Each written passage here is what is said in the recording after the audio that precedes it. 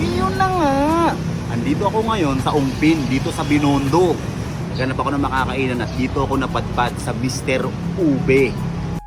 Tara mga kabiyahe, tignan natin kung ano mga pagkain nila sa loob na pwede nating i-food trip. Uy, grabe! Ang dami pala nilang pagkain dito na pwede mong pagpilian. Ang buong akala ko kasi, puro hopya lang ang tinda dito. At nag-order na nga ako ng mga napagtripan kong pagkain. Umorder ako ng egg fried rice, Singaporean spicy laksa. Kumuha rin ako ng chicken feet. Syempre, favorite ko yan. At ang kanilang authentic pork kikiam. Ayun na, itsura pa lang ng mga food nila, katakam-takam na.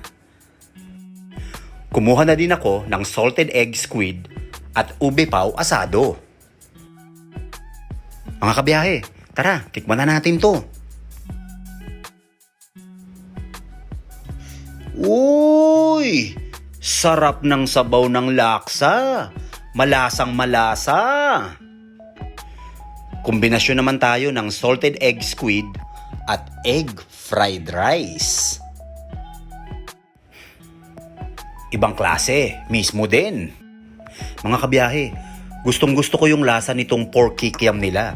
Alam mong legit eh, unang kagat mo pa lang eh. Ito ang isa sa pinakapaborito kong street food. Chicken feet, aka Adidas. Panalo yun, sarap to the bone.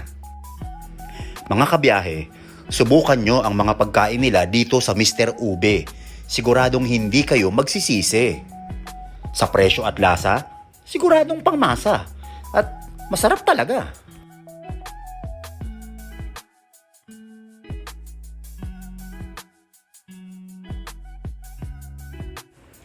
Huling subo ni Tito.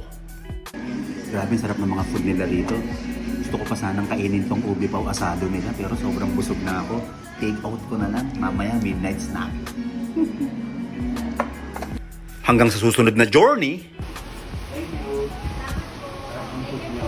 At biyahe ni Fu!